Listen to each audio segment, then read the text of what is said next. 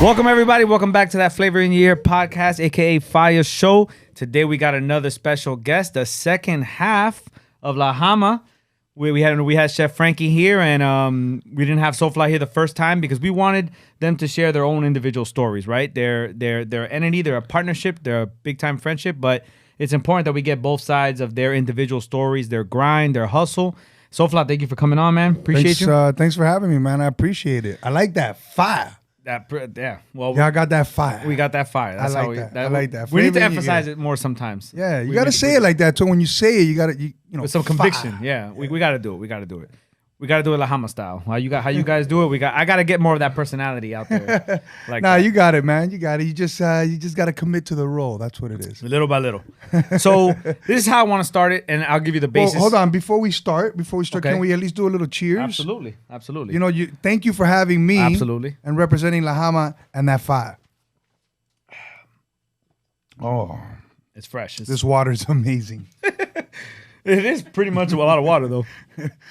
So this is a podcast of like inspiration, right? Motivation, something that lets people know, like people that are doing amazing things in their career paths. They're entrepreneurs that decided to work for themselves.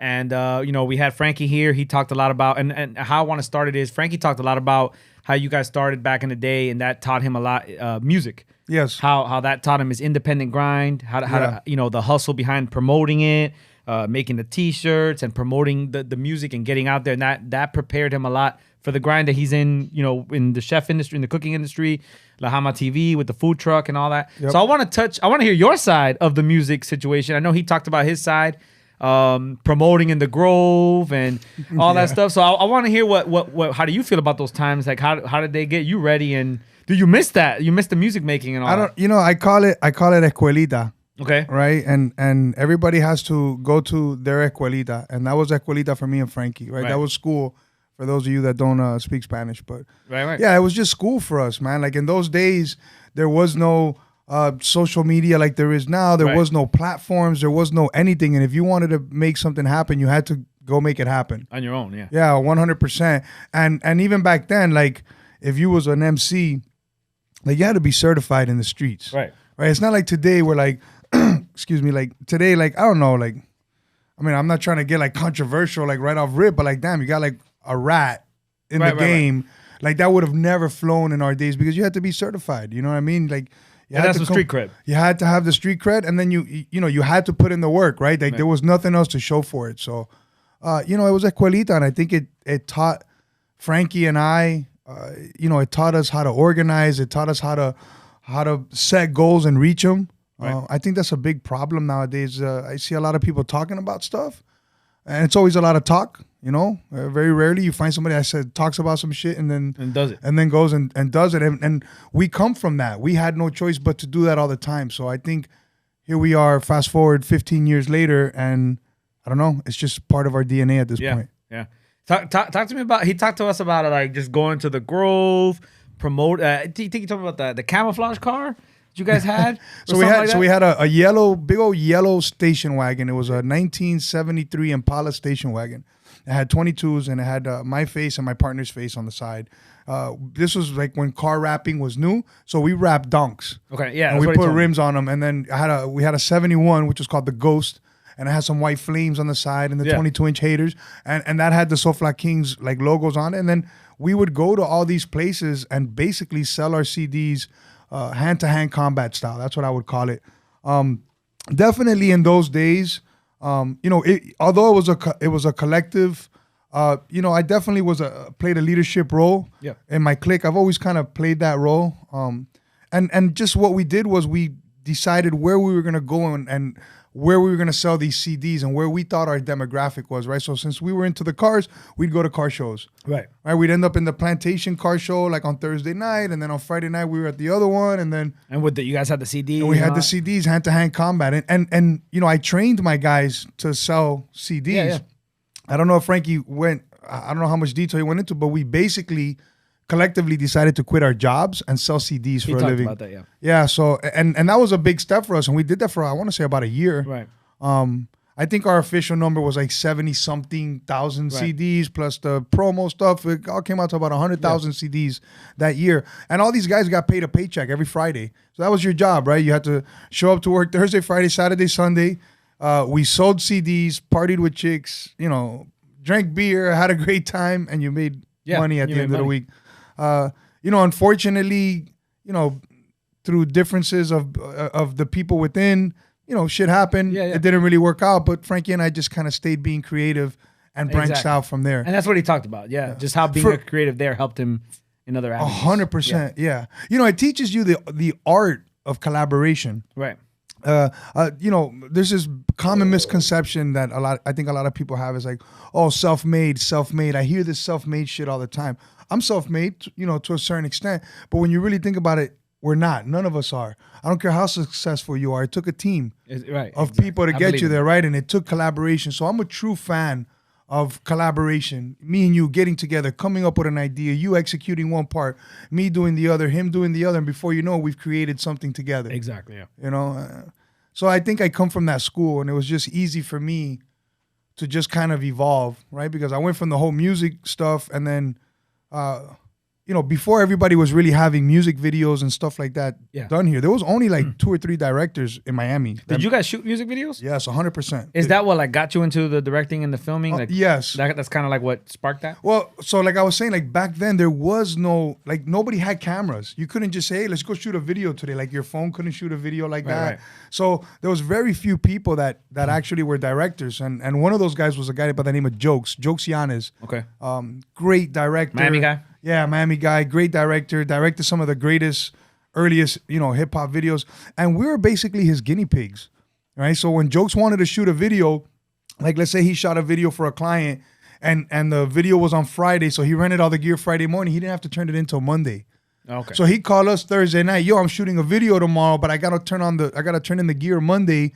You guys want to shoot a video? Yeah. And it's like, oh, okay, cool. And so I think that was part of why I was just going to like the streets and like picking out like landmarks, locations. Yeah. If you go on YouTube and you look up Soflaa Kings, like Soflaa, like South Florida, SOFLA. We'll put it in the description box. Right? Yeah, you'll see like Mi Bandera, which I don't know, has a couple 100,000 views or whatever. But back then that was a big deal to get 30, 40,000 views on YouTube. Absolutely. Right. And nobody had videos, so we had no competition. Yeah. In that sense, the only guys that were doing better than us were the guys that were signed, right? Like Pitbull, Rick Ross. Those guys were already signed, so they obviously had bigger budgets. Yeah. But, you know, whatever was left over from their budgets apparently, you know, helped us. Hey, sometimes, you know, you got to take what you can get. Yeah. And so I think that was pretty cool because I was, you know, when I really think about it, I was a guinea pig. We were guinea pigs, not only for Jokes, but we were guinea pigs for Dave Rousseau, who was, you know, Pitbull's music video director for a long time. Even a guy like Mike Garcia, the director right now, who just won a VMA with like the Machine Gun Kelly song. You know, he's a local guy from Miami, from Kendall. And we all kind of all grew up together. And for a long time, you know, me, Frankie, and the guys, we were the guinea pigs. Yeah.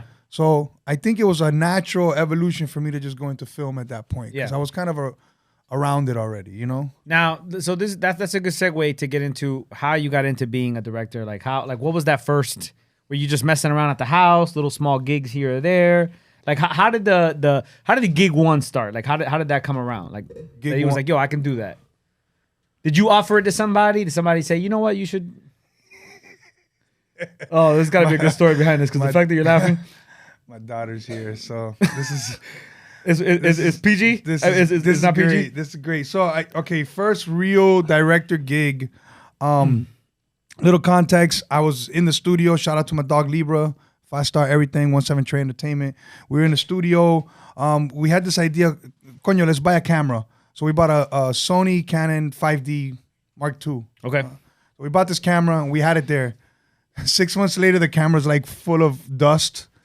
You know, nobody had ever used it, right? Because I was recording music all the time. I was actually recording with a band at the moment. You writing? Yes. Yeah. I was recording my last album, the BST album. Okay. Blood, Sweat, and Tears, which in turn turned into my production company. To your production company. So I was working on that last album. We had that camera collecting dust. And then we had a really cool artist by the name of Kal-El who was in the studio. Little dude from like New York, hip-hop, swag, super creative. And he was like, yo, man, I'd really like to shoot a video for this. And then I was like, I think I could do that. I had already produced and kind of co-directed videos for myself, right? But from an artistic point of view, right? Not from the technical that I know cameras and no. It was more like I knew the aesthetic that I wanted. I've always had a great eye, I think, for stuff like that. So this was my first time like saying, all right, like fuck it, let's go. Like I'm gonna, shoot it, edit it, everything. Full project. Yeah, full project. And let me tell you, man, me jamé tremendo mojón. Yeah, you were impressed with the results. Yeah. Nah, I mean, I was super whack. I didn't understand the workflow of it. This isn't music. You lay down a couple verses, a couple hooks, and before you know it, some other guy finishes the job for you because he's mixing it. Okay. Once your part is done, it's done. A director's part is never really done, right? You're there from conception to burial. Okay, that makes sense. Right? Yeah. Until you're dead and gone with it and you're not touching it ever again. So It's like, I bit off more than I could chew, but I'm glad I did. Escuelita. Yeah, again, of course. That's right. It's a learning curve. And I think for me, I've been blessed and lucky enough that all my Escuelitas have been paid for. Okay. I don't know if that makes any Frankie sense. touched on that too. Yeah, a lot of people go to Escuelita and they don't get paid for it, right? You just got to go to Escuelita. So like what Frankie said was like his Escuelita was like basically working in different kitchens, learning from different people, right? Yeah. He talked about culinary school. Like when he got there, it was like $40,000. He's like, no. And then he just figured out a way to learn from other people and just do his own. And of course there was some struggles, but once you pick up the way you want to do things, it became easy for him. 100%. I was definitely a wreck my first few sets. That first set in particular, that I was talking about, the Kalel video, I was so excited that I was directing my first video. Yeah. I had no clue what I was doing. That I went out and partied the night before. So when you directed this video, was there like more than one camera guy? Or No, was this I was the camera guy, and I hired a buddy of mine to like help me with lights and stuff like that. I said, I don't need everybody. I can do this by myself. Yeah. You bit off more than you could chew. Yeah. And then I went out and partied the night before, got super drunk, and showed up to the set like 2 hours early. Yeah, just so I could get some sleep. And that was my introduction. And I learned quick, like never again. Yeah. Like I'm not an artist no more. At this point, I'm behind the camera. Yeah. And at that point, you saw it as a initiative to make money? Yeah, 100%. How can you make money if you don't treat it as such? Yeah. And as an artist, I think we were accustomed to doing what we want because it's all about us. Being an artist, I feel is a selfish occupation at times, right? Because it's your own artistic. Yeah. You got to care about yourself all the time. And then everybody tells you how cool you are. So you start believing how cool you are. And, I think you lose touch with reality a little bit. And I think that directing brought me back to reality. So would you say there's like I would say this. There's a balance between, if you're an artist, right? You said you have to be somewhat selfish, right? Yes. But at the same time, you want to give people what they want, like what they want to hear, but you also don't want to lose your own artistic, what you think is your creativity behind it. Hence why that's the same thing as directing, right? Yeah. I mean, that's what made me fall out of love with music. I was tired of the fakeness. Okay. I was so ingrained in the industry per se down here that all I saw was just fakeness all around me. And I was like, man, what did I get in this for? Did I get in this to play some part, or did I get in this really to just be a creative? Yeah. And bottom line, I'm a creative.